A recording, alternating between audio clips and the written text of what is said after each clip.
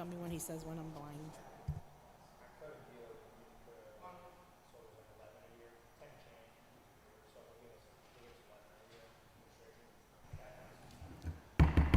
Good evening, everyone, and thank you for being here with us.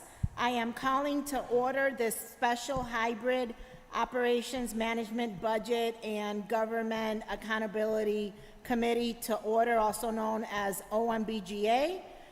Today is June 20th, 2023. Here with me today, my name is Mally Rosado, and I'm the one of the co-chairs for OMBGA. On the screen through hybrid mode is Majority Leader Clark, who's also co-chair of OMBGA, and he is a voting member. Councilman Lamerca Hernandez has been excused. To my right, I have Councilman Nick LeBron, who's also a voting member. Councilman Gale will be joining us shortly, and also through the hybrid mode is Councilwoman Tiana Hercules, which is a voting member, and I also have to my far left, Councilman Josh Mixtum. We also have, through hybrid mode, our Corporation Counsel, Howard Rifkin, and members of our Town Clerk's office. We have our Town Clerk, Noel McGregor, and the Deputy Assistant Town Clerk, Eric Lusa. We have a very, very detailed agenda today, 11 items. We also have our special public hearing. We also have our public hearing after this. We might start our public hearing a little bit late due to the numerous items we have. We also have Councilwoman Shirley Surgeon, who's with us through the hybrid mode, which she is not a member of the OMBGA, so she's not a voting member. With that said, let's get started. First on the agenda is item 2.1, Mayor Broner with a company resolution that would authorize the mayor to enter into a tax assessment fixing agreement for targeted properties within the Bushnell South District as shown on the attached Bushnell South District map. And I have been informed that Aaron Howard is here on behalf of the administration to present. Aaron, you have the floor. Thank you, Council President. Good evening, council members and members of the public. My name is Aaron Howard. I am the Director of Economic Development for the City of Hartford. I am joined here today by I. Charles Matthews, the Director of Development Services, Peter Bryanton, a Senior Project Manager from the Economic Development Team, and we also have Mike Freemus from the Capital Region Development Authority, who is also here today to discuss this matter. Peter, if you don't mind, if you want to pull up the screen, we do have a really short presentation for you to talk about the Bushnell South Tax Program. As Peter is pulling that up, just to kind of start off really quickly, as you all may be aware, back in 2021, CRDA, in partnership with the city and some developers and local partners, formed and prepared the Bushnell South Master Plan. As you're aware, the state of Connecticut owns a number of parcels around the Bushnell, around Bushnell Park, and a number of parcels that we are looking for some future redevelopment. And in 2021, we worked with CRDA, and they put together a master plan that I do believe was brought before council and presented to council back that year. As a result of that, the study itself, here are just a couple of pictures that give you a study area. If you go to the next slide, you will see just the vision. This was a long process. I want to say it was about a year.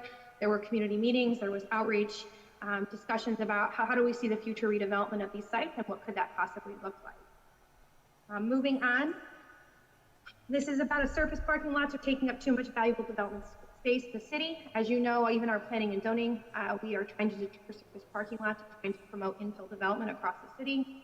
The plan demonstrates an excellent street network, public infrastructure, transit options, with opportunities to reuse and redevelop several existing buildings.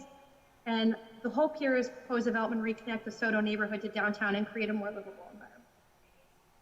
However, what the study did prove and pointed out, and which should say, is that new development will require some level of public subsidy. And as council is fully aware, many of our development deals, almost every single one of our development deals here in the city of Hartford has required some level of public subsidy to make these projects move forward and progress. Here's just a statement from the Bushnell South Master Plan. The presence of market demand does not necessarily mean that a project designed to fulfill that demand is an attractive private investment opportunity. Often gap funding or public subsidies required to make the project feasible. Economic feasibility is at the core of the plan to ensure it can be implemented and built. So what we have presented before you today in the term sheet that was attached to the council resolution packet is developing the Bushnell South Tax Fixing Agreement Program. Working with CRDA under a statute that we have with CRDA, we propose putting together a program that can be applied for development parcels within the Bushnell South District on a more prescribed taxing program. And this will help us address the funding gaps and help us actually be more attractive to developers. A lot of the times when it comes to finalizing development deals, having the numbers and having known what types of benefits can be provided to a developer are critical and key. And so we were hoping to put something together that could be attractive to support those developments as the state continues to move towards developing these sites.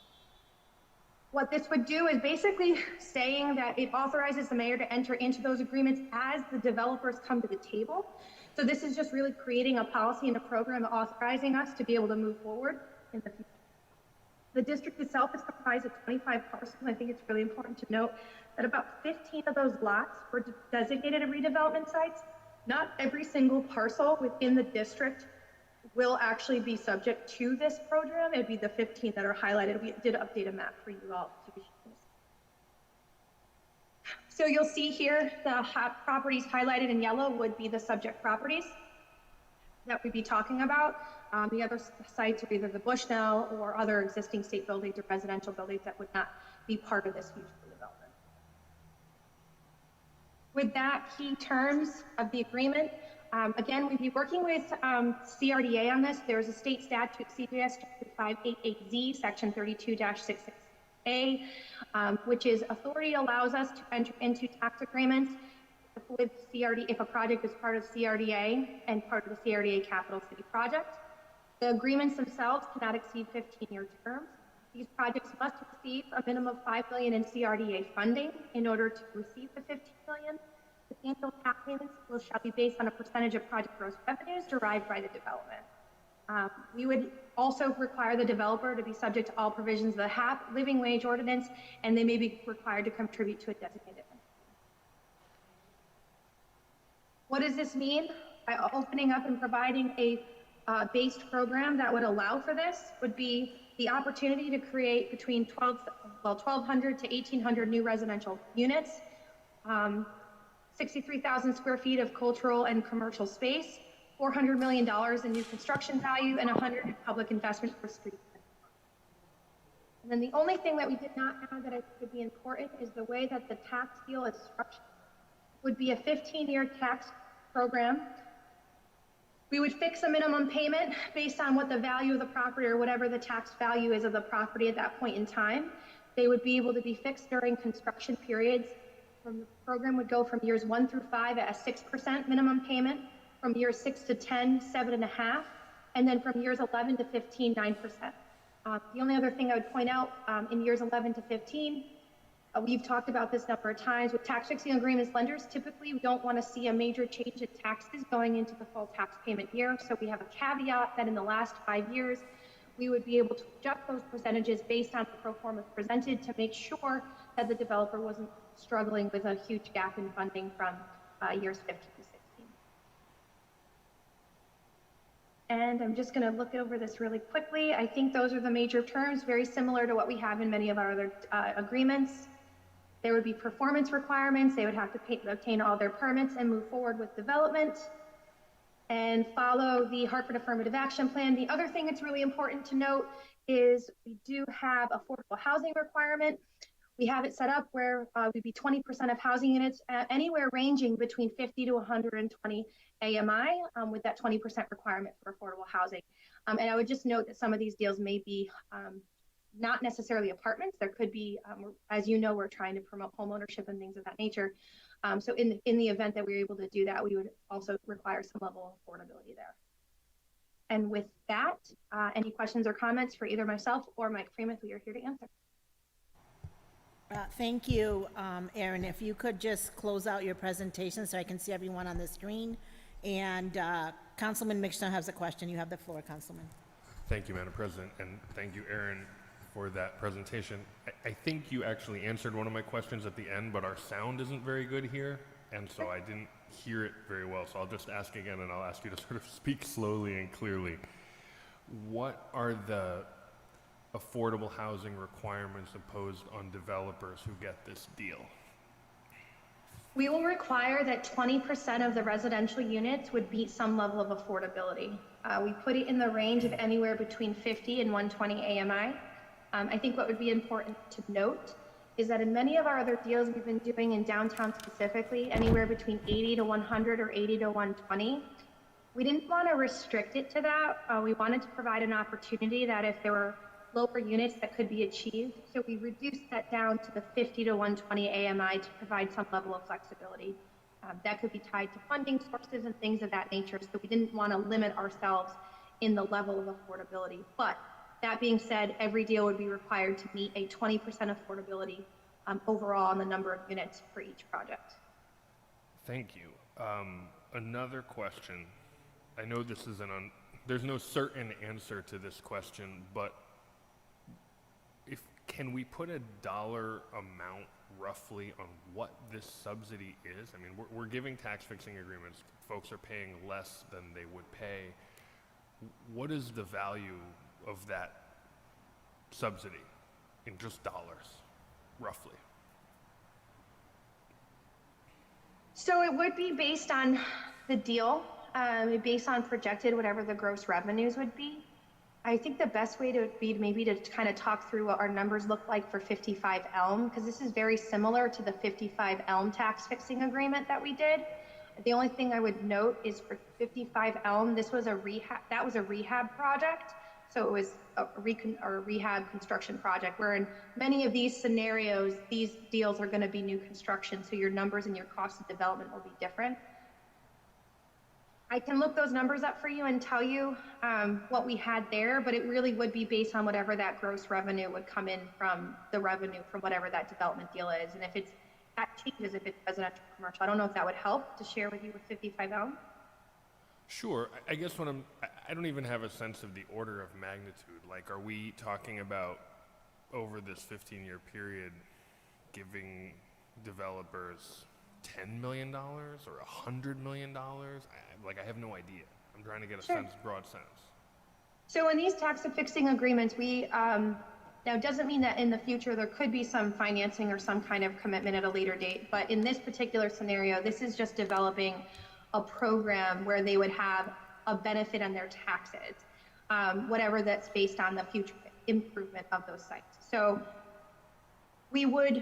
what we would really be doing is taking maybe a little bit less than what the overall value of the property would be. So I'm just trying to think if I can do some simple math. If you had a property that is like $10 million in the grand list, what you're talking about is you're looking at it based on gross revenue instead of the assessed value over that period of time. I want to say, like with 55 Elm, it was basically anywhere from like, it's hard to say because it's like percentages increases, it would go up over time. I want to say, Peter, if you have 55 Elm, because I think 55 Elm, their taxes at the end of their 15-year were somewhere around 600,000, but from years 0 to 600 to 15, that number incrementally increased over that 15-year period based on a very similar gross revenue model. What the gross revenue model does is it bases it off of income rather than the assessed value of the property, which helps cover the debt service over that 15-year period of time.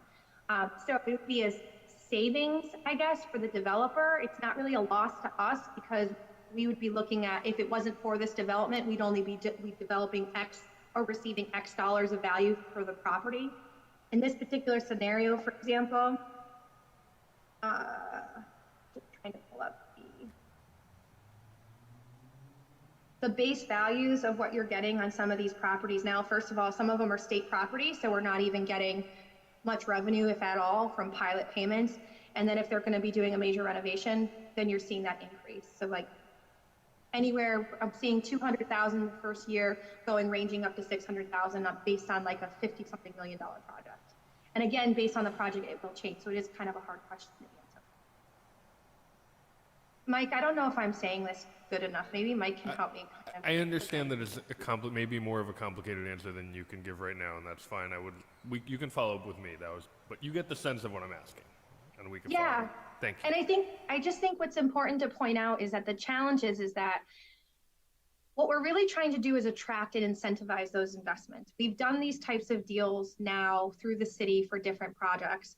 A developer who wants to make an investment or work with CRDA is looking to see some level of assurances in order to make that major capital investment. And so all we're basically doing is prescribing a certain percentage rate over a period of time in order to make these deals attractive to do that. Now, if those numbers don't work, that doesn't preclude a developer to say, hey, listen, the 15-year deal that you already have approved through council doesn't work. We need to come back because our numbers don't work. They still have the right to do that. They can still come back to council.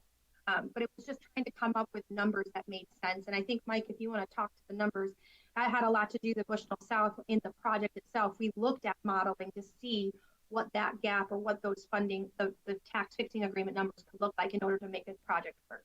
So, Mike, I don't know if you want to. Yeah, I think it's really going to be a function. If you want it by unit, it'd be easier perhaps. This puts a housing unit, an apartment unit in this general complex, in this general development area, on par with a single family home taxation. The trick is to get it into that $3,000 to $4,000 range once it ratchets up. But in the early years, it ratchets up somewhere between $1,500 and $2,000 a unit towards $3,000. So to try to get a handle on the math would be take that delta, that 1,000 to 1,500 times number of units times number of years, and then put a present value formula on it. That would give you a gross order of magnitude. But the only point I would add to this is getting zero today. It's pretty much state property or vacant private property paying very low rent. So your increase is going to be dramatically above today's level. The difficulty we have in deals in Hartford right now is they're between 20 and 25% difference between what it costs to build a building and what it's worth at the end of the day. Somehow we have to close that 20 to 25% hole.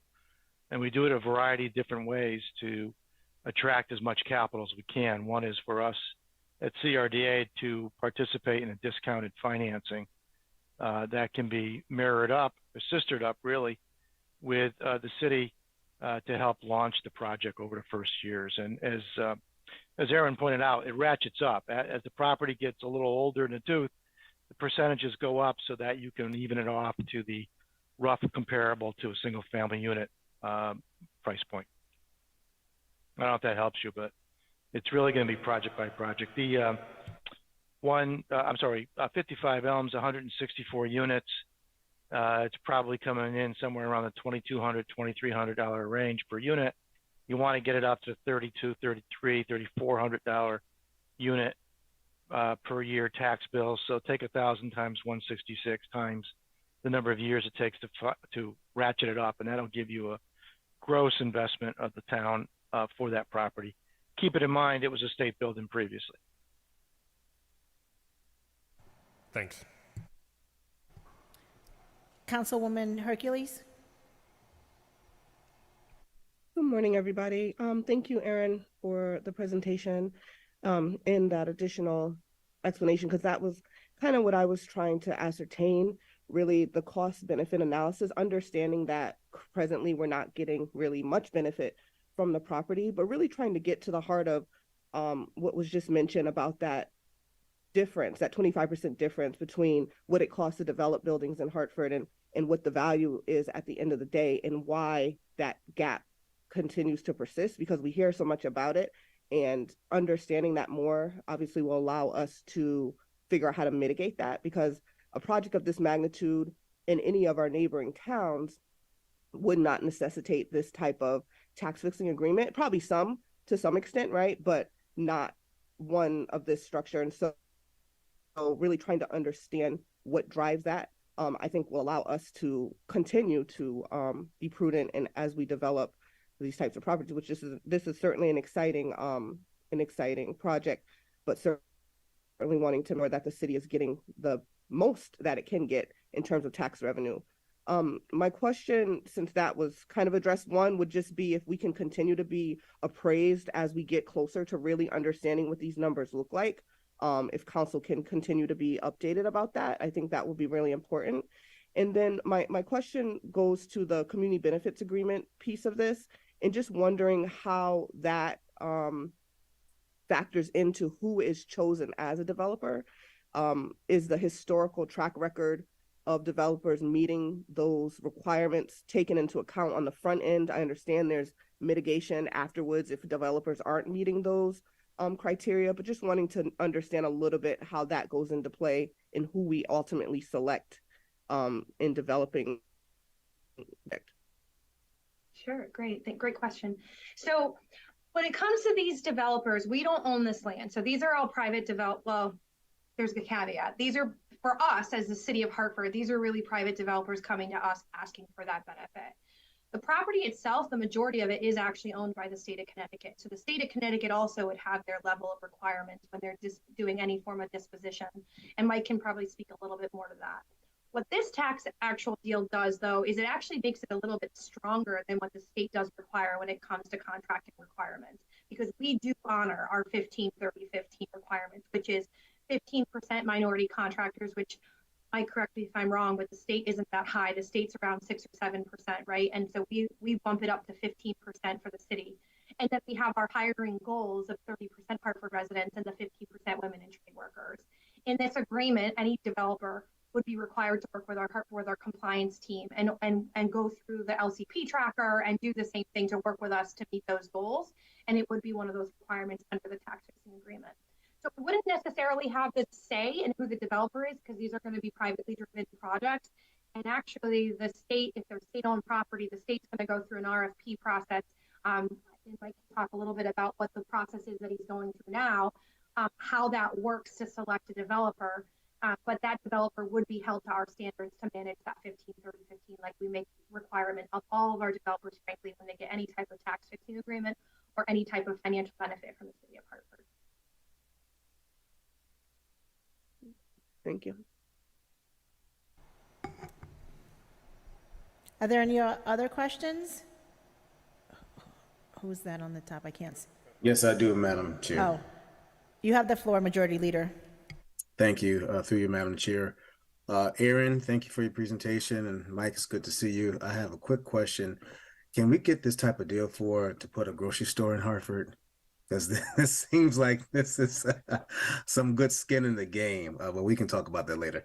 However, with the tax fixing agreement, if you can just walk me back with that, is this request a blanket request, or is it going to be per transaction, so per deal?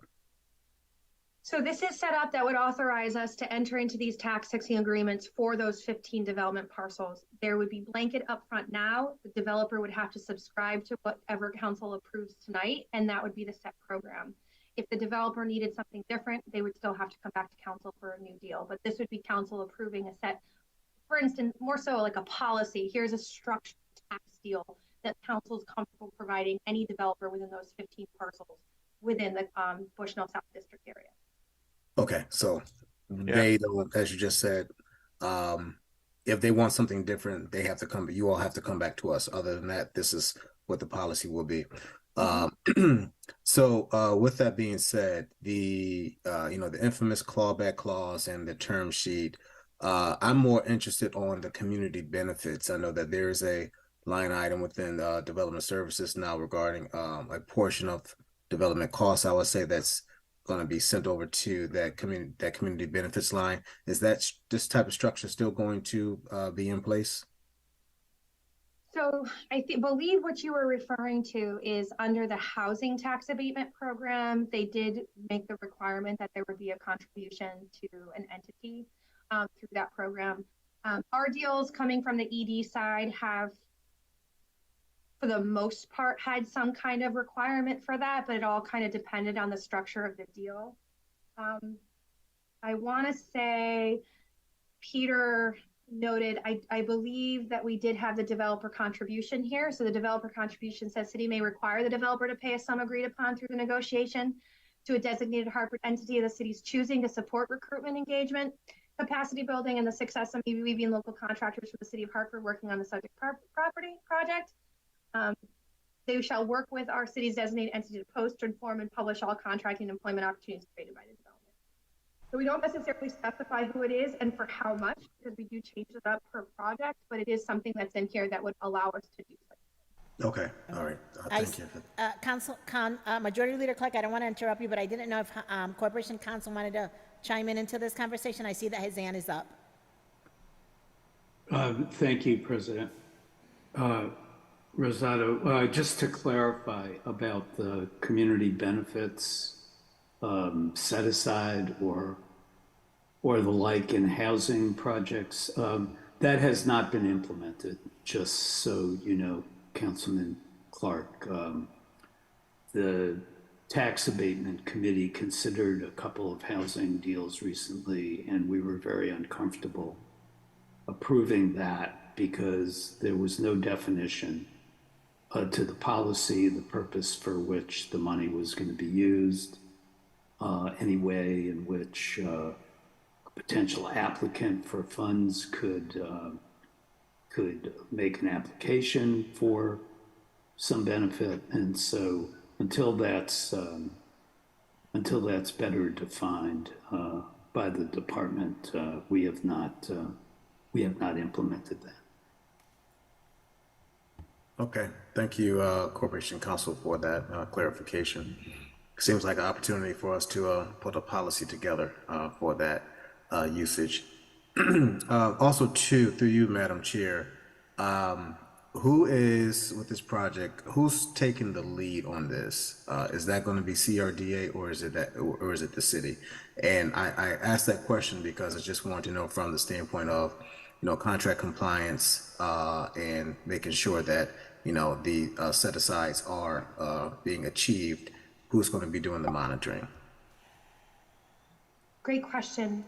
So under the city of Hartford, these agreements would have to be entered into between the city of Hartford and the developer for this tax fixing agreement. So they would be managed by the Department of Development Services, as we do with all of our tax fixing agreements. They would be assigned a project manager at the moment, likely Peter Bryanton, who will be responsible for making sure. We usually do a pre-construction meeting and we meet with procurement, we meet with compliance team, and we make the connections with our compliance team. They are then required in the agreements, they'd be required to have those pre-construction meetings and to sign up in the LCP tracker. And then our compliance team will actually track the 15, 30, 15 as they do for all of the development deals. And then Mike, can I speak a little bit to whatever the state requirements are? The tax deal would be totally monitored by the town. It would be totally an agreement between the developer, the owners, and the city. We would not have any influence on that.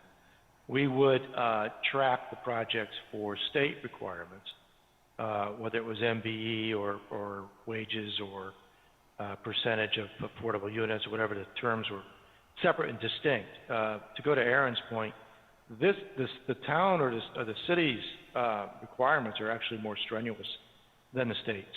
And so any obligations that come with the tax agreement inside of this community benefit package would be in addition to state requirements and monitored by the city. Okay, thank you for those clarifying questions. So that means that the RFPs are going to be released by the city, correct? No, the RFP, there's probably not going to be too many RFPs, to be honest with you. There was an RFP for 2 of the properties through another state agency. Those are the 2 historic buildings on the corner of Elm and Trinity. That was a state process that was done nearly 2 years ago, and they picked a group, the Penrose Group out of Philadelphia, which is in partnership with the Cloud Group here in Hartford. The second RFP was issued by CRDA about a year ago now, maybe a little less than a year ago, for the vacant parcels near the state office building.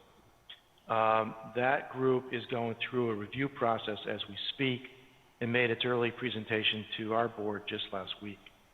The remaining parcels are pretty much privately owned. There was some acquisition of some properties that were used by the state by the Spinnaker Group, which is renovating 55 Elm. and they pretty much control the rest of the real estate in the area. So there won't really be other RFPs per se. There's essentially 3 development groups working, and they're likely to be the 3 participating in this program. And really, the program was mapped out so that all 3 had the same obligations, the same incentive system, the same pricing mechanism, if you will, so that neither the Spinnaker property or the Penrose property or the Michaels organization property or for future developments in and around them would be any different, that they will all be playing on the same playing field in effect. So the deal structure, both in the type of tax it would pay as well as the community benefits that would be required, are going to be on par across all the properties. And that was an effort to kind of keep them all playing in the same game, that we didn't get one project ahead of the other and we start getting leveraged by them. So there won't be many RFPs, to go to your point. There may be a small parcel here or there, but the dramatic big sweeps of real estate have pretty much already been played out. Okay, that's a good clarification. Thank you, Mike, for that. So the little parcels, is that going to be like a first right of refusal to the developing company that's closest to that parcel? How would that work out? Well, those parcels are privately owned, so Okay. they're pretty much spoken for. There is one small piece, honestly, that's public, in the public domain still, and that's near the garage we built on Clinton and Bush. We call it Bushel South, but it's between West and Clinton. It's a very small parcel. That may go out, but honestly, I think that's more likely to be expansion space for the garage at some point long term. So beyond that, the rest of it is publicly already bid or privately owned. Okay. Sorry. Thank you. Thank you again for that clarification. I think that answers my other questions that I had for that. And it has development already. I know 55 is there's doing work on the inside. Have all the other parcels, have they started construction work inside? No, the 55, as you're correct, they began demolition and environmental cleanup earlier this year. They're moving forward now with some interior work. The Trinity properties are still in the last throes of financing and have to perform some level of due diligence and close it up by August with that state agency. The Michaels organization is literally just getting out of the box right now and probably easily 18 to 24 months away before you see any real construction activity there. There could be some smaller pieces pop here and there, but I don't think you'll see much beyond Trinity and Elm at this point, at least probably for the next 12 months or so. Okay. Thank you. And I just want to echo my colleague's question, Councilman Misham and Hercules. When you get those figures regarding the return on investment, can you please pass that over? I would love to see what the projected numbers are for the city to profit from these properties. That concludes my questions. Thank you, Madam Chair. Thank you, Majority Leader Clark. Councilman LeBron. Thank you, Madam President, through you. Director Howard, AMI, if you could just, for the public, state what the acronym AMI stands for? The average median income. Yeah. Based on the, it's a percentage of whatever the average median income is for whatever the census tract and or the value of the region, depending upon what's. Yeah. Okay, thank you. So the question, it relates to AMI. In regards to these agreements and the housing and its affordability, was there any consideration in terms of the neighborhood south and their AMI and the assimilation of two neighborhoods with potential drastic differences in AMI? So I think what's important to point out is that the AMIs or the average median income in the area isn't that significantly different. And it's also the way the percentages work, it's based off of the percentage of whatever that value is. I think as you're looking more south, if you're we're trying to create better housing choices within our city. city, right? We're trying to create more level of flexibility over those numbers. I don't see there being a major difference in the values between that area downtown and say Frog Hollow in that sense. And the number is going to be, I mean, Mike, I don't know if you want to chime in here. I don't think those numbers are that crazy difference as far as whatever that set value is for the census. I think the question would become, what is, if we're requiring 20%, what level of AMI do we want to see in these projects? Normally we would have said, because we would consider this more of a downtown development, probably anywhere between the 80 to 120, but we actually increased the flexibility to include lower AMIs to create more affordability within that, a potential for affordability within those developments.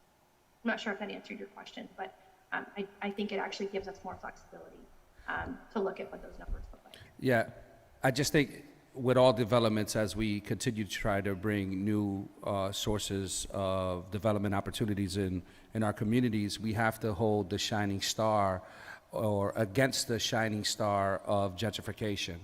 And so, you know, as I speak to communities in that area and they talk about this potential development, they talk about the opportunities that are not afforded to them specifically.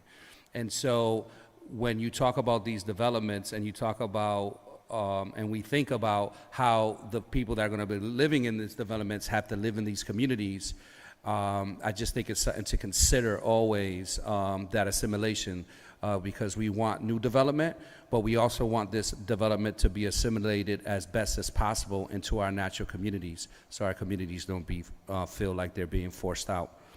The second one is in terms to the contracts and the community benefits aspect. And so not going specifically into Majority Leader Clark's policy level, but more on the development side is, is this property, the good faith efforts towards the percentages that we have, are they going to be monitored differently because of the involvement with CRDA?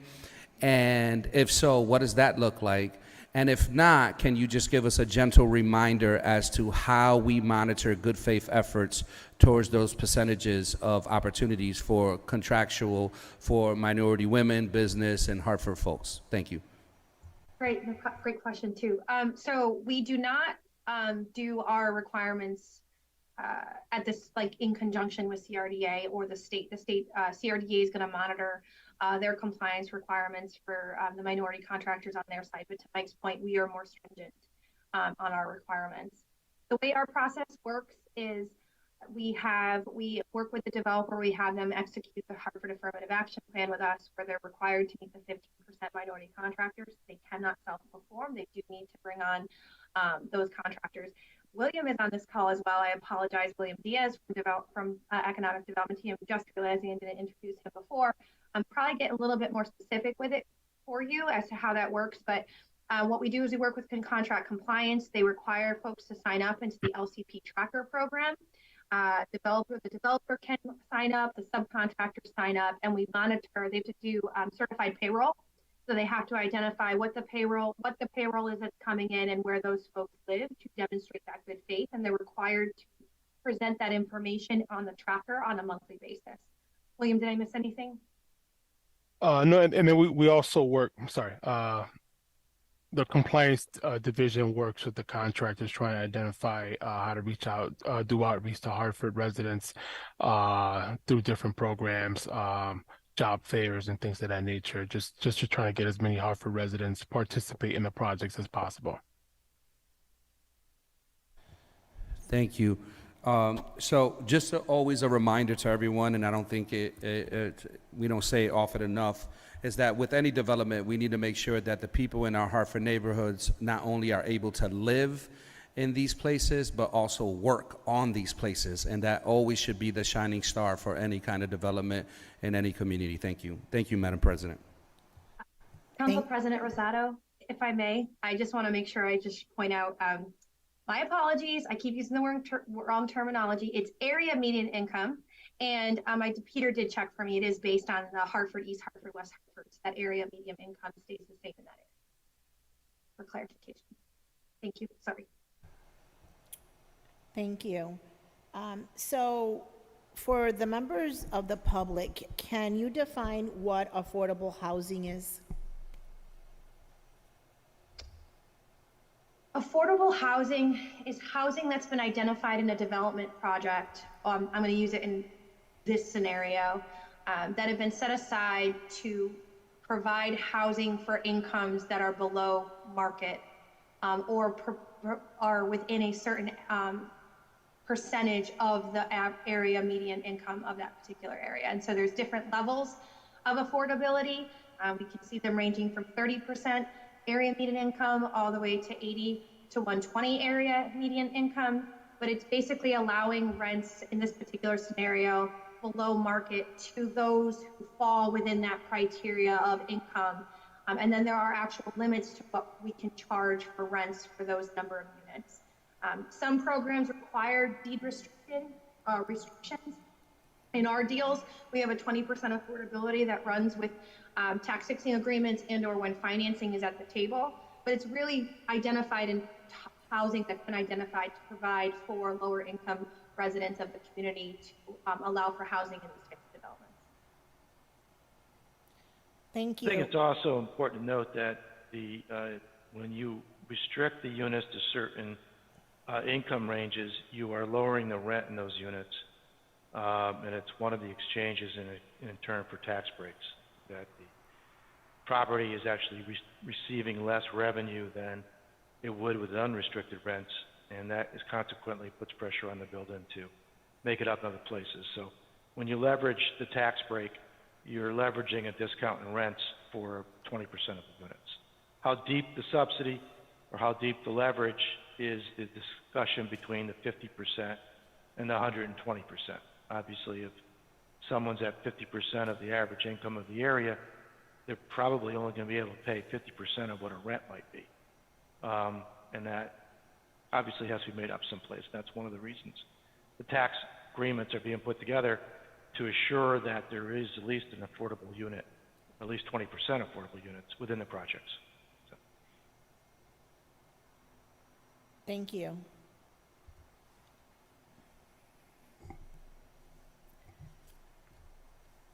Are there any other questions by my council colleagues?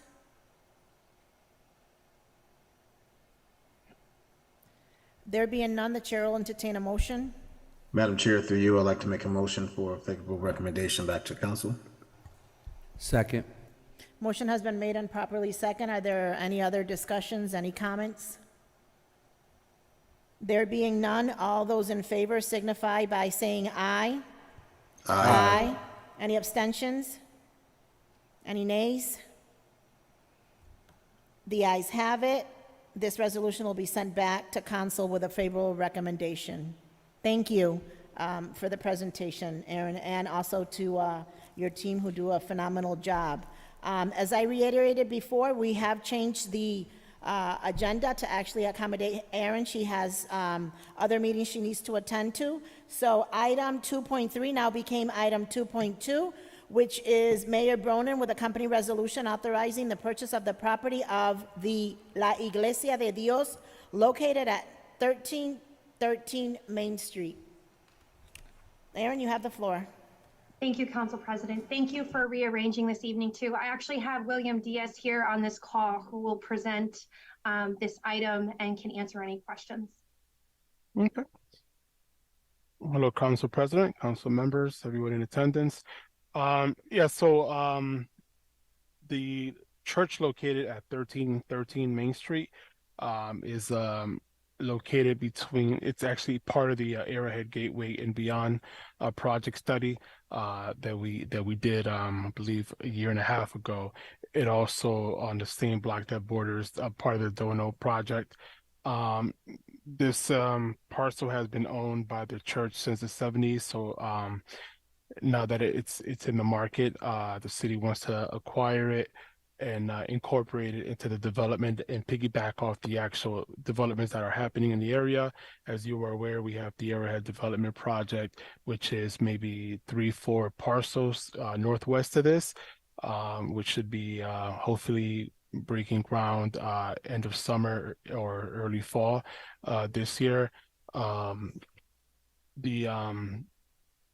the property is zoned as a DT3, so it's primed to convert that into maybe a mixed use development. Like I said, it's has been with the church since mid 70s, so we would like to take possession, have control of it, and turn it into a tax producing revenue producing parcel. With that being said, the church, after we do after the closing, the church is still looking for a location.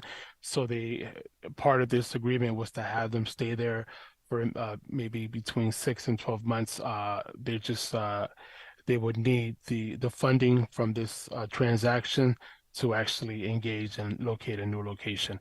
I do have their attorney, Alan Cosberg, and I don't know if the pastor, Eric Lopez, might be on the call, which if there's any specific questions to their long-term plans.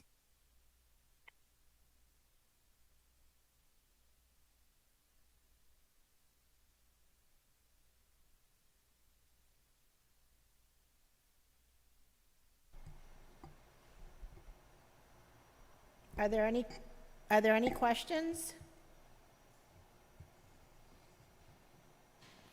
Madam Chair, was the pastor going to speak? I know that he was hopping off and on. I'm sorry, Councilman, I can't hear you. Was the pastor going to speak? We hadn't prepared any comments. We were just asked to be here in case the committee had comments. So we have not prepared any text or comments or presentation at all. So if the chair may, I did have a couple questions. Absolutely, and after you, Councilman LeBron also has questions. You have the floor, Majority Leader. Thank you. I had trouble hearing Mr. Diaz. So is the church how long is the church going to stay in the building? 12 months, did you say? Between 6 and 12 months, and then if it goes beyond that, then they're willing to pay, I believe, a market rate for that. But their intention is not to stay there long term.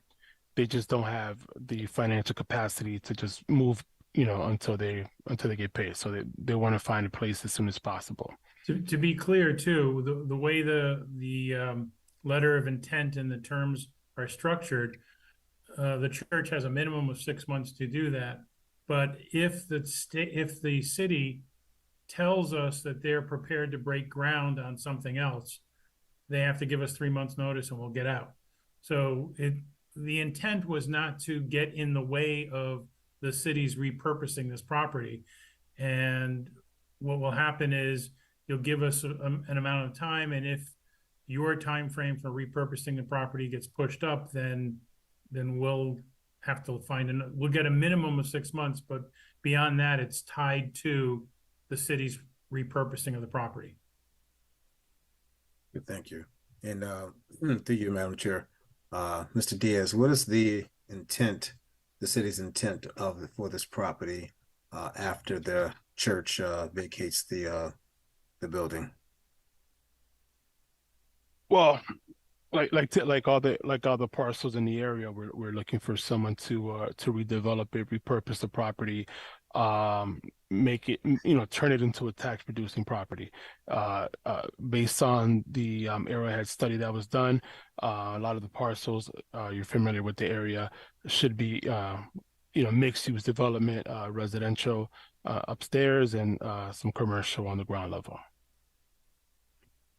Is there, through you, Madam Chair, is there a prospective developer of interest for this parcel yet? Not at the moment, no. Okay. And the proceeds of the sale will go to the church and help them to relocate. Is the city going to be assisting them on finding another parcel for the parishioners to worship? I did it, and actually, Corp Council had reached out initially, and I just looked at some of the parcels that we had, but there was nothing that we had in our possession that would accommodate what the church needs. And if I may, through the chair, what is the request of the church? What are their needs? It's been quite a while. But it was I think the issue we're having was they required a lot that had, I don't know, an extensive parking requirement that we didn't have. Yeah, So Eric, if you want to jump in here, but I think we had requested that the city help us if they could. The transaction is not dependent upon that. It's not contingent upon the city helping. I think we had mentioned that our congregation, Eric, you can tell us the size of the congregation and the number of parking spots. My recollection is it was roughly 100 spots. that sounds familiar. Eric, how big is the congregation now? We got about 125 people. 120. And through the chair, Pastor Lopez, how often is the church open for worship, which includes, your Bible studies and Sunday schools and regular worship service? Okay, we open Tuesdays from 7 to 9, and Wednesday from 7 o'clock to 9, Thursdays and Saturday morning from 9 to 12, and then the service at nighttime, Saturdays night. Okay. Have you identified, Pastor, through you, Madam Chair, have you identified a space yet, or you are still working on the location? It's my understanding that we haven't, I think I'd know because I'm real estate counsel, but we haven't identified another spot yet where we haven't.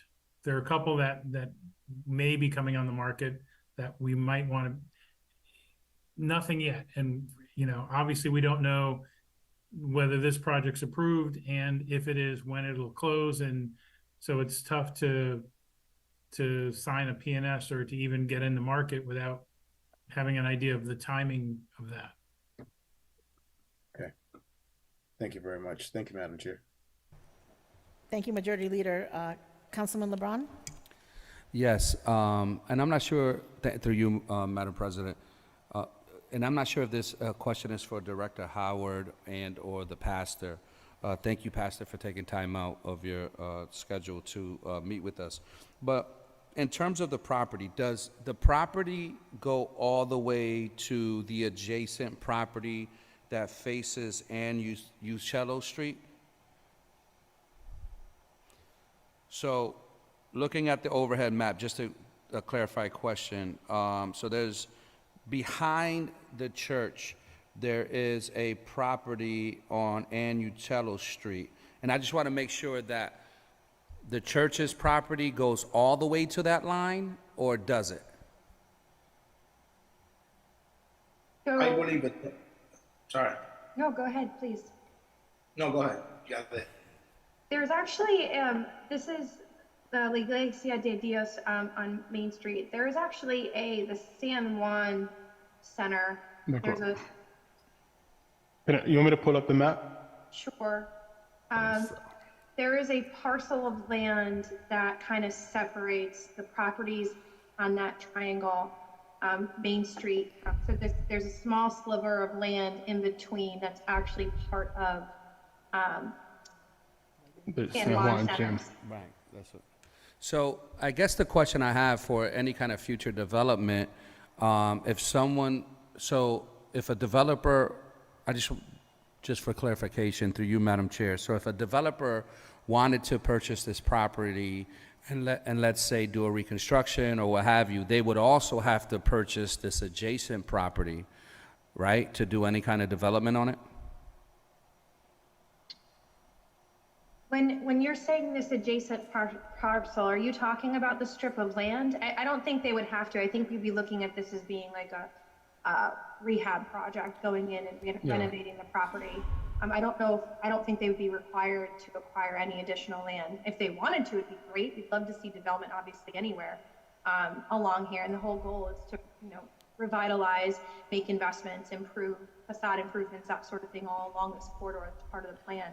but there wouldn't be a requirement for them to have to acquire any No. land. Okay, so let me just be specific. The specific, through you, Madam President, the specific question I have is that is part of their backyard owned by someone else? Yes. William, if you don't mind, why don't you take this down? Let me show them the GIS map. I'll share my screen that I'm looking at, just the parcel. You see that screen? Yes. So this is the piece of land that's in between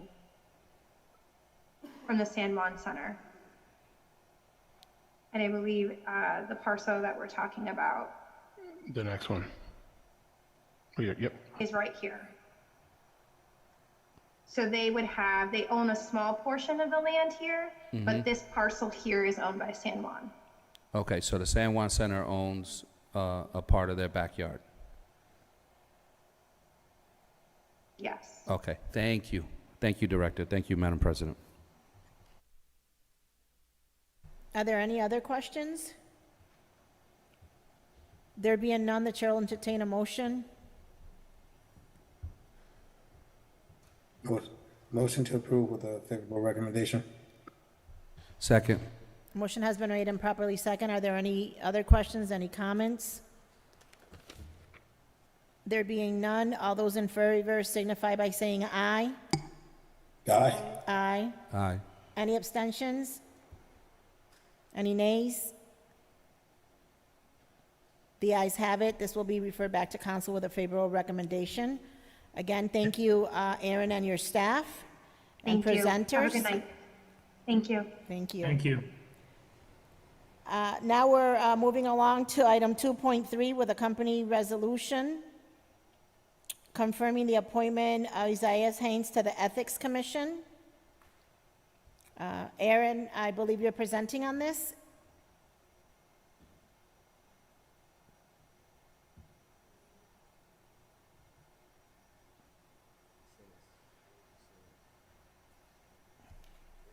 If you could give me a quick second.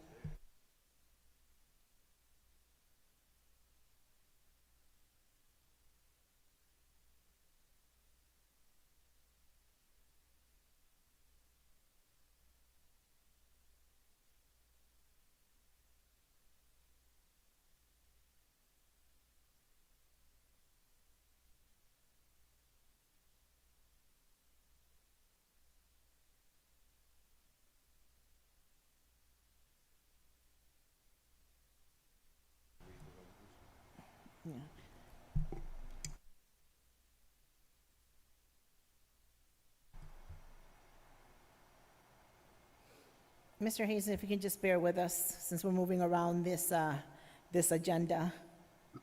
Madam Chair, he has left the screen. He has. Yes. Okay.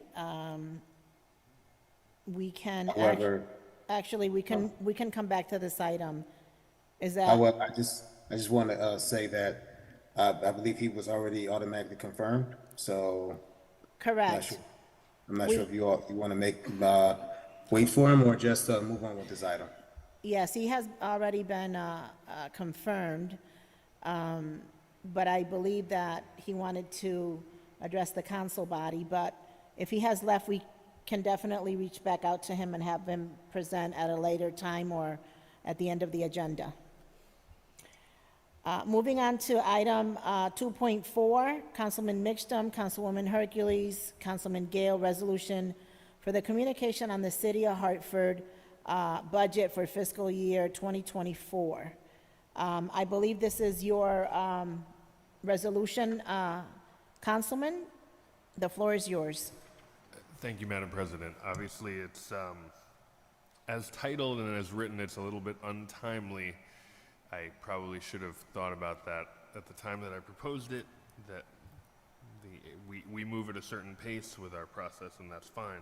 But what I've done is I've proposed and circulated to members of the committee an amendment which is not substantive other than to change it from focusing on fiscally this past budget year and simply make it create a rule that the mayor, whoever that is, would come before council to answer questions about their proposed budget between the time they propose it and the time when council has to vote on it. So I guess first I would just move to, well, let me just make sure that do all the members have that? I emailed it and there's also copies here. I just want to make sure everyone has it. So I guess then first I would just move to amend it with these amendments that I've circulated, just to make it a general resolution and not one focusing on Mayor Bronin and the past budget, which we've already approved.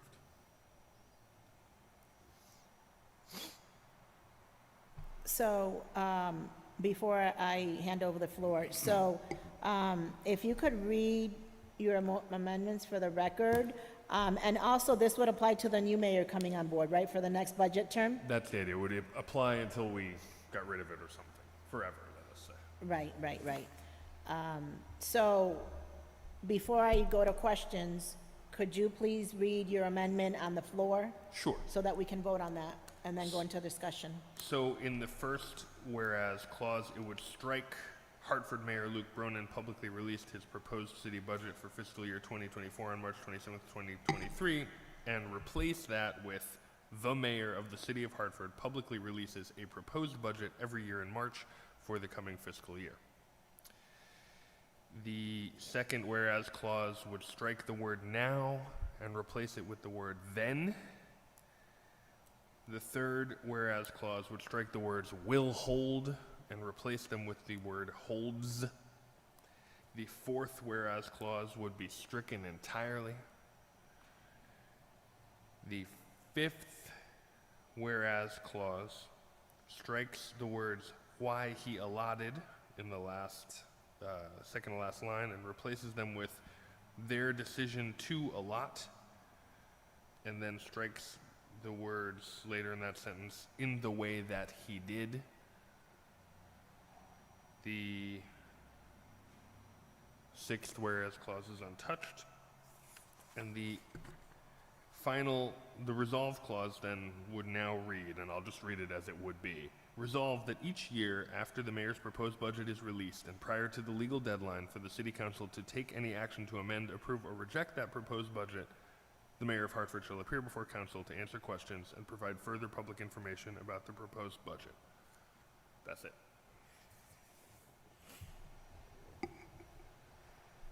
Is there a second on the amendment? Yeah. Yes. All right, I'll ask the question. Thank you, Madam President. Councilman Mickham, is this the first, you're saying you're amending it, was this proposed and approved already, or I just wanted, just in terms of the history of this? It was proposed and sent to this committee, and that is all that has happened with it, if memory serves. Can you, when was it proposed and sent? It was proposed, I can't tell you right off the top of my head, prior to it had to be proposed in March or early April. Okay. And sent over then. And I'm not sure why it's only coming up now, but here we are. All right. And happy birthday to you, sir. Thank you, Councilman. Is it today his birthday? Yes, that's why he's Happy got a birthday, fresh Councilman. fade. Thank you. Okay. All right. What I want for my birthday is a second to my motion. Well, just real quick. I have a question for Corporation Counsel Howard Rifkin. Attorney Rifkin, the baseline and the premise of this, isn't this more of a request in order to make this in perpetuity in terms of having said mayor present his or her budget outline every year or be privy to these questions? Wouldn't this be a charter change? So that's my question, Attorney Rifkin. Is this more, should this be a charter revision? Or an ordinance? Or an ordinance? Through you, Madam Chair, I believe that this would be advisory in nature, a request, if it were passed in this form. And if you wanted to make it binding on a future mayor, you would need to adopt it as an ordinance, I believe. Okay, through you, Madam Chair, and just for a comment, Councilman Migden, we make it an ordinance. I'm telling you now, I would support it. If it became, this is just a suggestion, and so I think it needs to be stronger in language, and I would recommend it being an ordinance and making it a rule rather than an exception. Thank you. I would support it too, Councilman, if you would like to withdraw and convert it into an ordinance. But before that, Councilman, Majority Leader Clark has a question. Thank you, Madam Chair. Through you, I think we recognize that we already have a process, and this was already prescribed in our new charter. However, resolutions, unless I'm wrong, resolutions are only good for that council. So if this resolution actually were to be passed by the council body, it would not stand past this current term, which is set to expire on December 31st.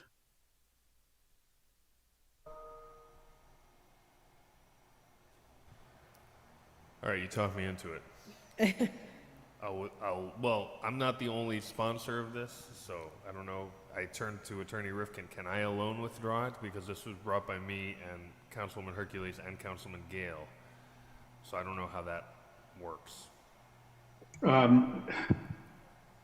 Well, I guess my recommendation would be to just pass on this at this point, and then if you decide to put in an amendment, it'll come back to this committee, and then at that time, the makers of this current resolution, as proposed to be amended, could withdraw it.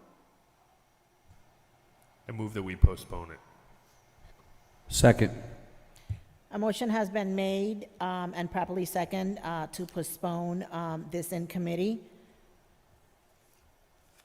Are there any questions, any discussions? There being none. Madam Chair, Yes. I'm sorry. I hate to do this. Councilman Misham, do you sure you want to postpone it versus us passing this out of committee back to council where that you can actually withdraw the item, or you prefer it to be kept in committee? I don't have a strong preference, but the council president says we should keep in committee. I mean, the point is I'm going to replace it with the thing that other folks said would be more effective and that they'll support. So in the grand scheme of things, once I've done that, it can do whatever anybody wants with it. Okay, just offering you another suggestion. All those in favor of postponing this in committee signify by saying aye. Aye. Aye. Any abstention, any nays? The ayes have it. This has been postponed in committee. Thank you, Councilman Mixtum.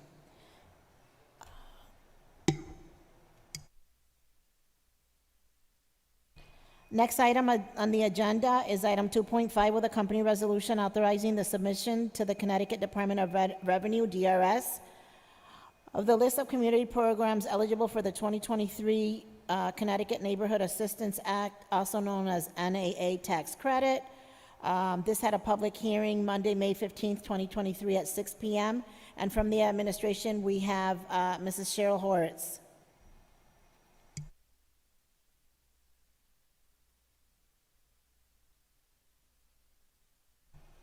You have the floor.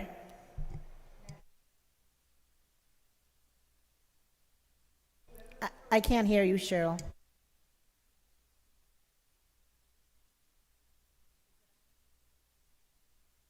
All right. Michael, can we raise the volume on that microphone, please? Okay, I think it's good. Madam Chair, members of council, we're looking for a recommendation by council to approve the resolution presented at the public hearing on May 15th, authorizing the submission to the Connecticut Department of Revenue Services of a list of 63 community programs eligible for the 2023 Connecticut Neighborhood Assistance Act tax credit program. The city serves as a liaison to DRS and submits these approved proposals to DRS for the purpose of matching corporate donors who receive tax credits for making cash contributions to tax-exempt community organizations. By September 15, 2023, DRG will use a list of programs eligible to solicit these donations. Thank you. And once again, thank you for the amazing work that you do. It's a tough season for you at the beginning of the year. Are there any questions by my council colleagues? Councilman Nick LeBron? Just want to comment. I want to give a shout out to you and my friend Ronnie Vasquez for the amazing work behind this. I know behind the scenes it takes a lot of work. I know it's also a difficult thing to market a tax credit, but I think that you've increased it exponentially. I don't know, you know, both you and Ronnie, Mr. Vasquez, have increased it exponentially year over year, and I'm happy to see that. And I know that takes a lot of work to do that, so I just want to give kudos to you. Yeah, thank you. Are there any other questions? Majority Leader Clark? Motion for favorable recommendation back to council. Second. Motion has been made to send this back to council with a favorable recommendation. All those in favor signify by saying aye. Aye. Aye. Any abstentions? Any nays? There being none, the ayes have it. This will be sent back to council with a favorable recommendation. Thank you, Cheryl. Moving on to item 2.6 with a company resolution authorizing budget increases for the school building projects currently underway at the Buckley High School campus. And from the administration with us today, we have Paul Dremy. You have the floor. Thank you, Madam Chair. Good evening, Madam Chair and committee members. This is the first of 5 agenda items I'll be presenting tonight. This one being for the Buckley High School campus. If I may share my screen here.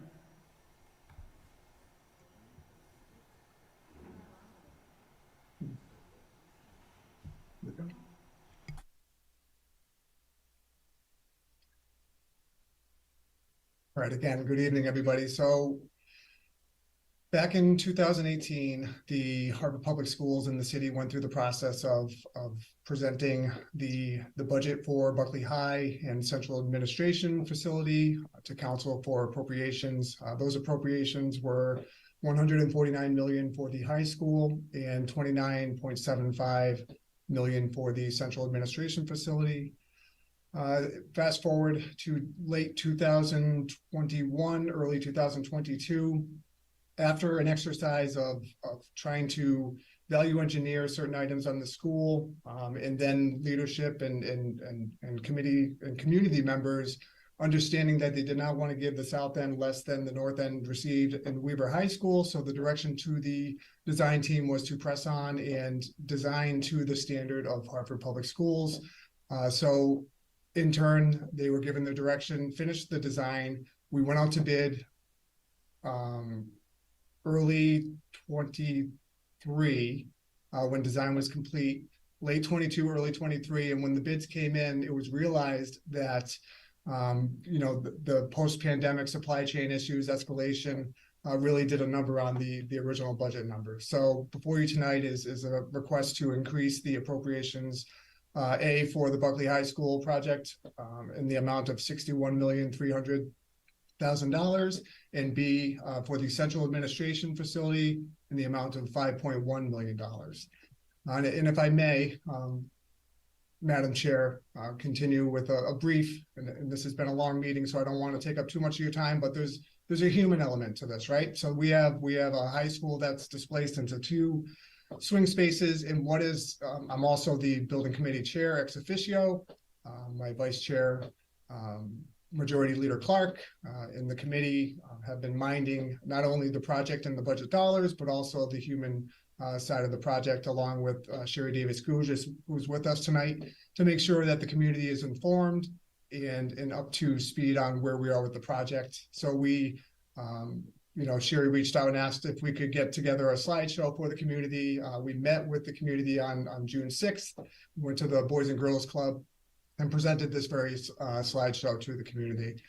Very quickly, we presented what it takes, what council and leadership and the team goes through to put together such an enormous project like these, right? So the layman can understand that it is not as simple as it may seem. So we explained how the facility needs comes forward, ed specs, submittal of the grant, which on a side note here is 3 of the agenda items later on tonight that we'll get to. So we went through that process. We explained this to the community, and then we just kind of reviewed the timeline. 2018, their design district model of excellence. The anticipated original date was August of 24. We spoke a little bit about the relocation of the central office. Then we talked about the construction phases, beginning interruptions to the schedule with the pandemic, supply chain issues, as mentioned prior.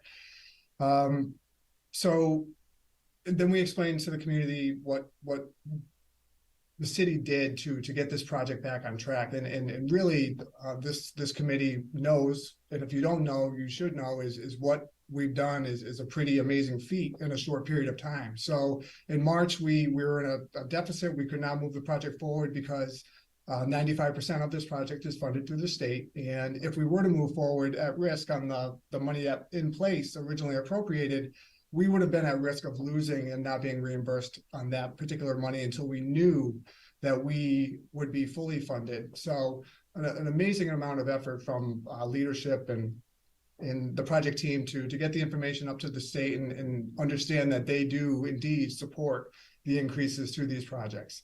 So we also shared with the community, to give them hope, right? We shared the renderings of what the school is now and what it's going to be, and I can share this with this committee so you can view it a little more slow than how I'm scrolling through, because this meeting has been lengthy in itself. But really, the transition is truly remarkable. Your commissary to where you're going to feed the whole district is going to be on site. You have the print shop on site. You have the central office on site. It is a grand project. And something to be really proud of for the city of Hartford. Totally transformational. Look, I mean, before and after, what it's going to look like is bright, vibrant, new, fresh for the kids that deserve it, right? So again, we could go on. There's a couple more renderings of the back parking lot, the main entry right here. Another shot of the back, the entry. Again, I'll share this with respect to your time. So, and this is the language in the bill, just to show this committee, that indeed that the support is there from the state, not to exceed $210,300,000, and then going down to the central office, not to exceed $34,850,000. So I come before you tonight to ask for a favorable recommendation to council next Monday for the approval of the increases for the budgets for both of these projects. Any questions? Thank you, Mr. Drummey. If you could just close out the presentation. As always, thank you for your hard work. It is appreciated. Very good slideshow, even though it was quite fast. I enjoyed all the pictures. Are there any questions from my council colleagues? Councilman LeBron. So, through you, Madam President, on the slideshow, there was the acronym SLAM. I assume that's an organization. Is that correct, Mr. Drummond? Yes. SLAM Collaborative is the design architect for the project, Councilman. Thank you. That was the question. Okay. Thank you. Are there any other questions? The chair will then entertain a motion. Motion for favorable recommendation back to council. I second. Motion has been made and properly second. Are there any questions, any discussions? There being none, all those in favor signify by saying aye to refer this back to council with a favorable recommendation. Aye. Aye. Aye. Any abstentions? Any nays? The ayes have it. This item is being referred back to council with a favorable recommendation. Next on the agenda is item 2.7, Mayor Bonner with a company resolution authorizing the Hartford Board of Education to apply for construction grants from the state of Connecticut at the current authorized reimbursement rate of 95% for all school constructions projects before June 30th, 2024. And again, from the administration, we have presenting Mr. Paul Drumming. Thank you, Madam Chair. Appreciate you. So again, this is what's required for us to submit on the last 3 schools of the program, right? So we have Sanchez, Maria Sanchez, we have Sand and Batchelder schools going in for the priority list submissions before June 30th. So if everything goes well, this goes to council for favorable recommendations. We get the clerk to stamp the official minutes from that meeting, and we have a couple days float to get the complete submission in for those last 3 schools.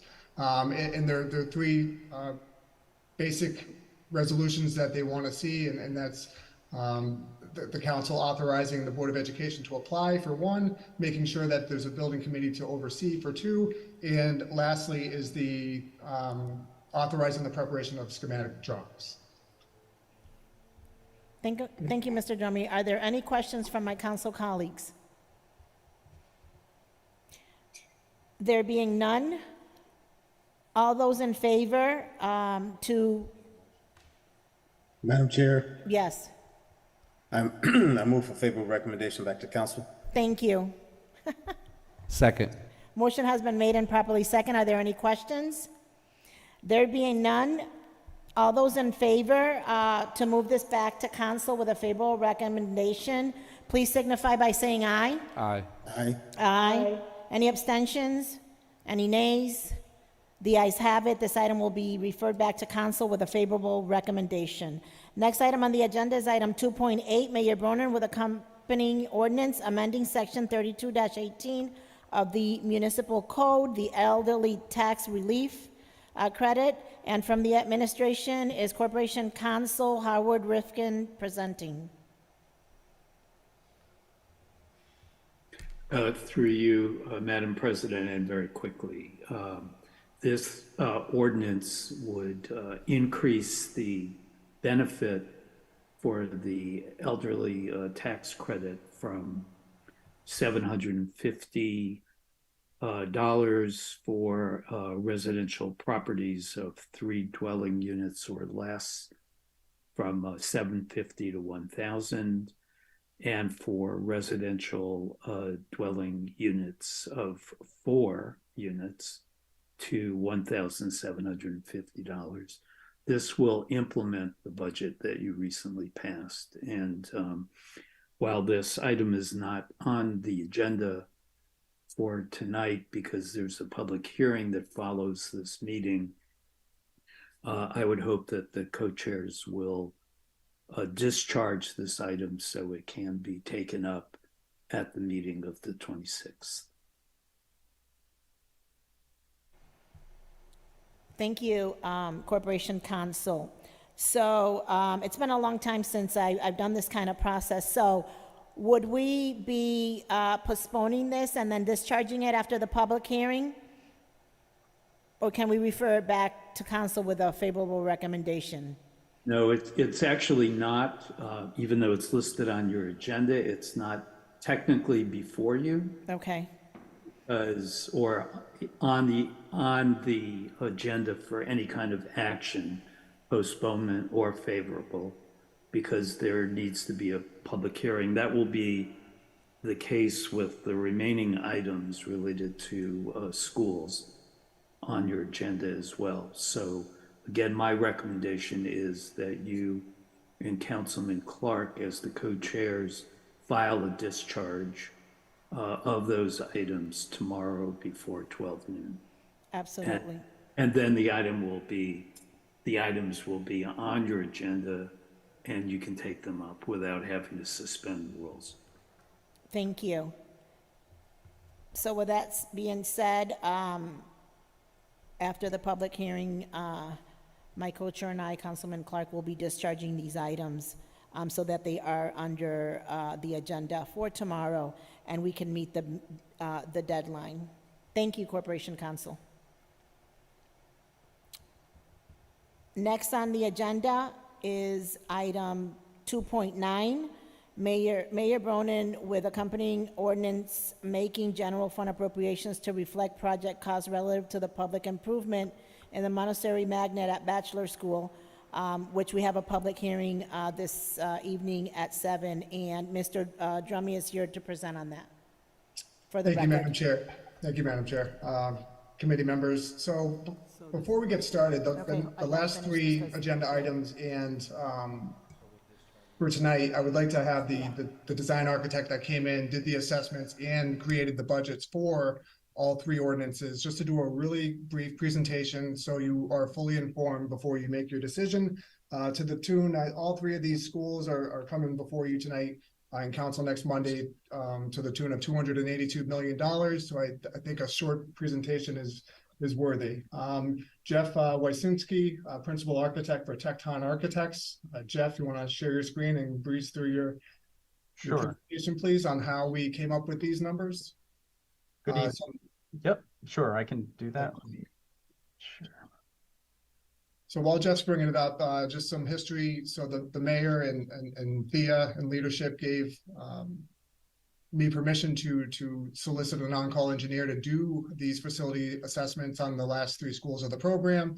That way we could get these in to secure the 95% reimbursement rate from the state. Jeff, take it away. Great, thank you, Paul. Good evening, Madam Chair, members of the committee. My name is Jeff Wysinski, Principal at Tecton Architects. I believe you can see a full screen, blue screen in front of you.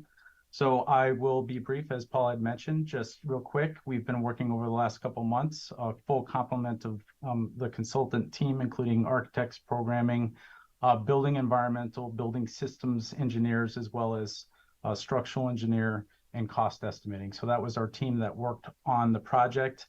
The portion of the state grant application, there's major portions, some revolving around enrollment projections, space standards, programming, obviously cost estimates. There's also working through the Board of Education with the educational specifications approval for each of the buildings. Obviously looking all through the renovation status approvals, which I'll get into real briefly. And then obviously tonight we're here on the process and the journey of certified resolutions for the approval of the funding, but also the committee filing the grant and the schematic designs.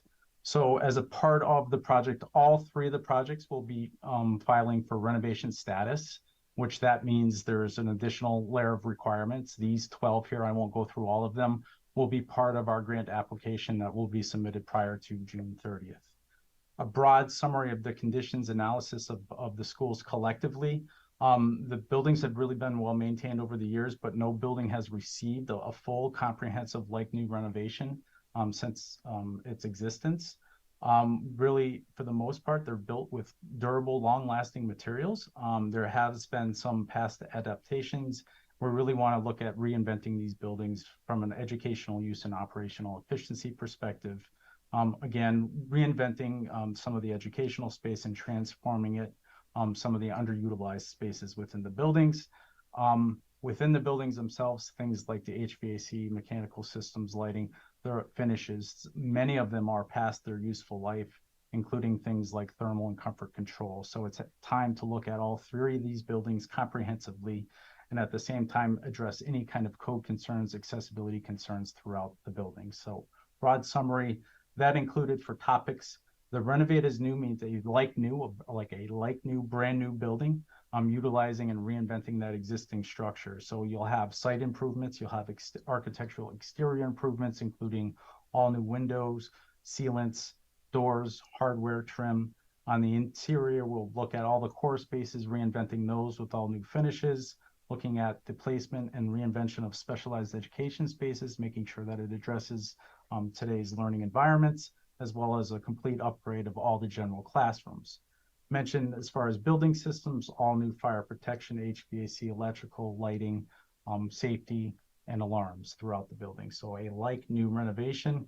What does that really mean and what's included? It means that the building should last after this renovation 30 plus years for several generations of students coming through the schools.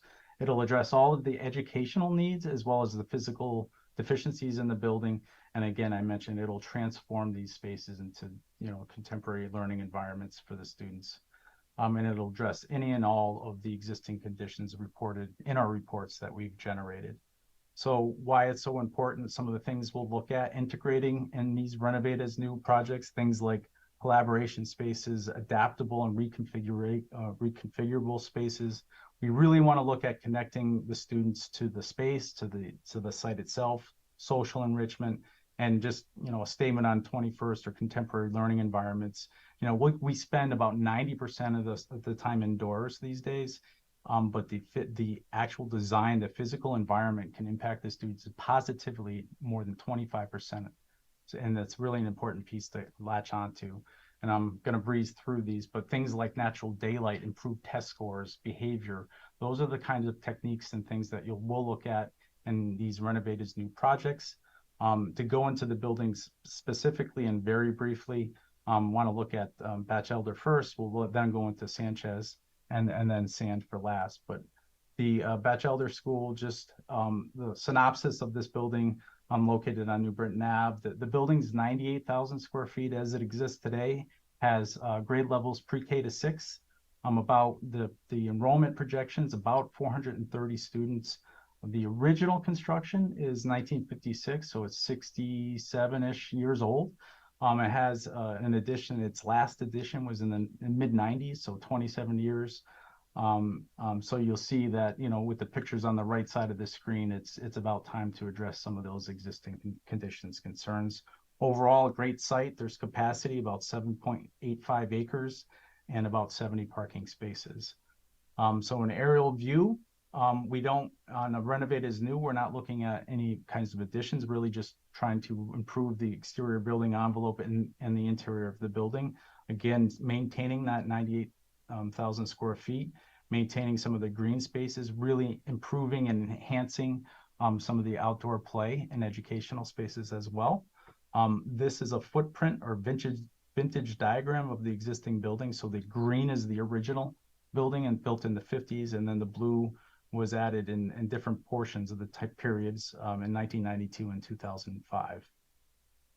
So some of the things that we would look at for improvements on the site, things like separation of parent and bus drop-off, making the safe siter approach more approachable, looking at things like improved visibility from administrative offices, better control overall of the site so that there's a feeling of safety when you enter the site. And lastly, looking at preserving and enhancing some of the outdoor educational and learning environments and play areas along the perimeter of the building. Again, last slide on Batchelder. Again, the items that we look at starting on the left side of the screen, the exterior envelope, the windows, doors, sealants, roofs. In the middle of your screen, this building currently houses and will house the specialized program High Roads. And we want to take a long, hard look at the development of those spaces for that curriculum. So that space is included in our educational specification. And then on the right side, you'll see some of the photos of the existing original building systems. On the top, the electrical, and on the bottom, the plumbing. So all of that will be replaced and modernized in the school overall. The Sanchez School, snapshot of what this building has. It's about 100,000 square foot, not including the garage space. The garage space contributes about 25,000 square feet or so. You can see that on the bottom left, I guess bottom middle. It houses about 60 parking spaces overall. The grade level configurations pre-K to 5, 317 students. The total facility was all built at once, so it's approaching 33, 34 years. It's on a tight site, about 1.2 acres, and it has, as I mentioned, 60 total covered parking spaces. You can see the views from the exterior, the gymnasium, and then in the center of the building, there's a courtyard, protected play courtyard. Here's an aerial view, again, capturing some of the same information. On the right side, I'd like to point out there's a elevated play area over the parking structure that we intend to kind of reinvent and recreate and renovate with new softscape, age-appropriate play, and outdoor learning as well. Here's the original building, is all basically built all at once. I've highlighted in the darker blue the area of the elevated play. Again, we obviously will look at replacing and improving all of the exterior envelope, repairing masonry repairs. You can see on the top left there as well. So again, a like new building when these are done. Here's some more views. Parking, there's the existing core spaces will be renovated. There's an auditorium, a gymnasium, obviously a cafeteria as well. So the core spaces throughout will be renovated. Center of your screen is that outdoor play and learning spaces. And then we want to really take a hard look at space transformation. If there are spaces that are currently underutilized, how can we best use them for educational purposes to improve the academic environment in the school itself? And lastly, the Sand School. Again, a snapshot. This is at 1750 Main Street. It's about 75,000 square feet, 2-story structure, grade level configurations pre-K to 5, about 276 students. Original construction all at once was in 1996, so it's approaching 30 years. You have about 3.3 acres there and about almost 90 spaces. You can see some of the views, and I'll show you some of the conditions in the next few slides here. Aerial view, U-shaped building creates a wonderful courtyard for, there's playscapes in there, there's outdoor learning. Overall, building's well laid out, well built. We're not proposing any significant changes to the kind of curriculum or program spaces itself, but we are looking at kind of renewing all of the program elements as well as outdoor play and renovated play areas identified here on this screen. Aerial view, simply put, the green outline is the existing building. It was all built in 1996, tied up against the site. We intend to try to keep as many green spaces around the building as possible. And then lastly, on the Sand School, you'll see, once you start approaching 30 plus years, you start to see the deterioration of things like columns because of moisture mitigation, ramps, sidewalks, some of the sealants. In the center, the classrooms are very well laid out. They're really just tired. They need replacement of millwork, lighting, mechanical systems. So good shell to the building, and that's why we're proposing renovate as new. And then lastly, on the right-hand side, you'll see some more details of that outdoor play education space. It's a great space. It just needs to be updated and refreshed and renovated. And then really, again, taking a look at some of the underutilized space and see how we can reinvent that as part of the renovate as new. Summary of costs, as Paul had mentioned, it's when you total them up, it's rather large, but what's included in the cost is what's critically important. So when we talk about total project costs, we're including everything from the construction to the middle of the panel on your screen is all the soft costs, they call them, anything to do with the professionals, getting the job done and designed, all the way to the right-hand side, all new technology, furniture, fixtures and equipment, telephone systems, security systems, AV. So soup to nuts is what's included in the total project costs. The key budgeting considerations that I wanted to highlight for you, as I mentioned, all new furniture, fixtures and equipment in all 3 buildings, comprehensive technology budget to make sure we're connected through all the different spaces within the building. We were escalating to the midpoint of construction at about a rate of 8% to try to make sure that we have the proper allocation of costs for construction costs and escalation in there. It includes some modulars for temporary swing space so that it provides a little more wiggle room, as this will be a multi-phased occupied renovation. So that's how we priced and sized the building itself. The timeline, I'll get to in a little bit more detail on a schedule. And then we worked hard at looking at including sustainability and energy efficiency programs within the building with this renovation to make, possibly use the building as a teaching tool. It includes the Hartford set-asides and the subcontractor requirements, as well as budgets to make sure that we're paying attention to 21st century educational environments. So in summary, for each budget, you'll see, starting with Batch Elder, 102,569,000, of which 76,000 is dedicated to the construction, and then 26,000 is dedicated to the soft costs. So again, total project cost is 102, matching what Paul had mentioned earlier. The Sanchez Elementary School, similar breakdown. So we're at 96 million in total. The construction costs are about 74 million, and then the soft costs are 22. And you can see below the project cost per square foot and the construction cost per square foot, just broken out for comparison purposes. And lastly, the Sand School, slightly lower, total construction cost at 62 million, the soft cost at 20, for a total project cost of $82 million. And lastly, the proposed schedule, we put together what we would consider a pretty typical schedule for these types of projects, but and this schedule could be applied to all three if you wanted to run them concurrently. Where we are today is we will hit that June 30th grant application deadline.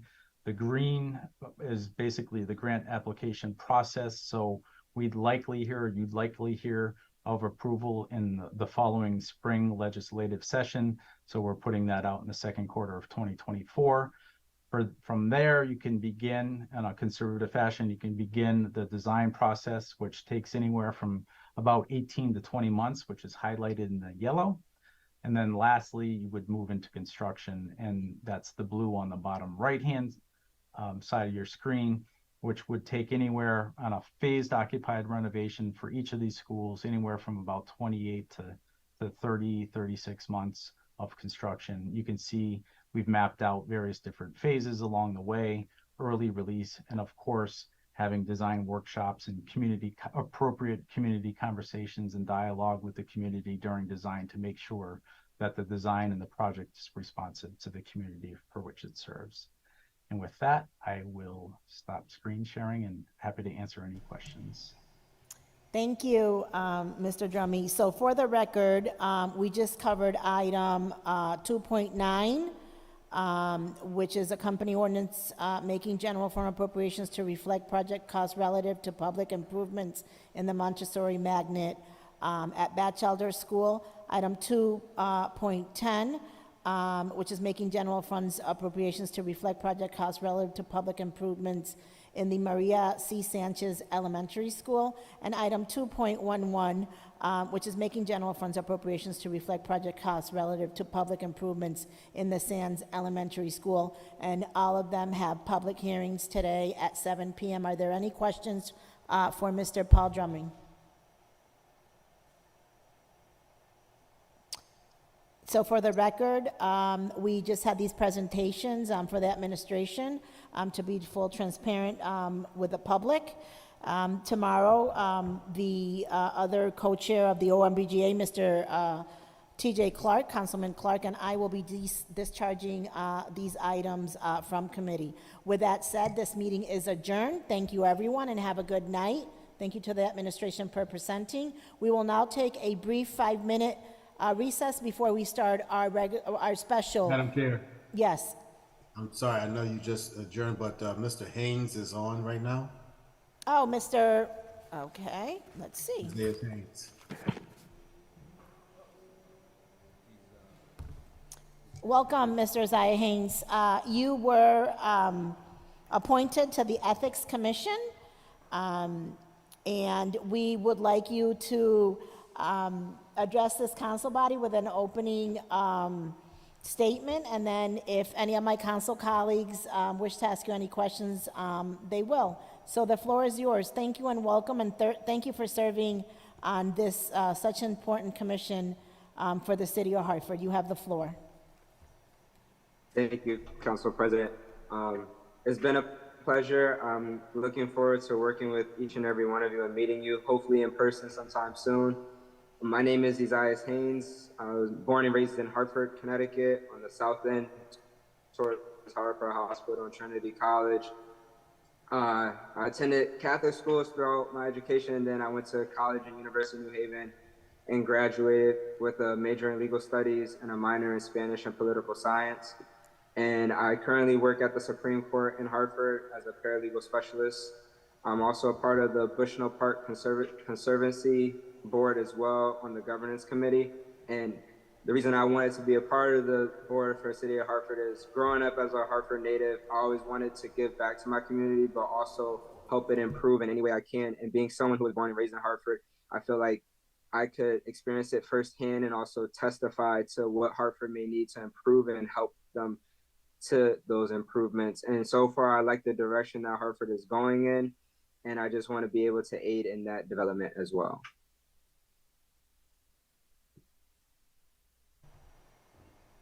Thank you. Are there any questions from my council colleagues? Assistant Majority Leader Marilyn Rossetti. I'll be quick. Thank you, Mr. Haynes. I am not a voting member of this committee, but as I like to say, I love to thank people who are going to give up their time, be on a committee. Oftentimes, we don't have enough people. We don't have people who are engaged, people who are interested. I'm really thrilled. I have a quick question, though. I was looking at your resume real quick. I don't want to generalize. You seem fairly young.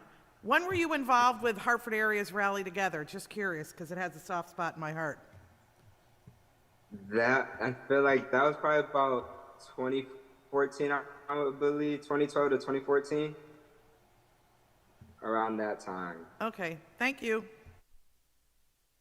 You're welcome. Councilman LeBron? Yes, so Mr. Haynes, thank you. It's a pleasure to see someone with such a background and such a Hartford success really give back to the city in terms of the commission. So thank you for all your efforts and your continued efforts in the past and I would assume in the future with this committee. So thank you. Are there any other questions?